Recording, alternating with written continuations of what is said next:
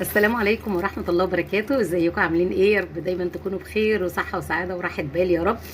عايزة اسأل سؤال، واحنا ليه مش بنعمل الترمس والحمص غير في العيد بس؟ يعني هف علينا كده، فقلنا الله، طب ما هو موجود طول السنة، ليه ما نعملهوش؟ وبصراحة لهم فوائد كتير. طبعا نقلل من الملح علشان الضرر. بس هو حاجة مسلية وجميلة ومفيدة. احسن من اللب بقى، اللب بقى غالي قوي يا جماعة. فبيعوزوا حاجة كده يقعدوا يقزقزوا فيها، فقلت ليه ما اعملش ترمس وحمص. عملت اهو برطمان ما شاء الله. تعالى ننزل بقى بالطريقة. ده مملح كويس قوي، هنوضب شوية كده، ممكن نحط كمون بيبقى معاه حلو قوي.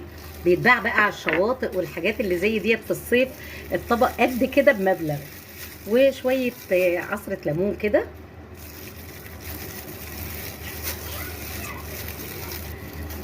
بجد طعمه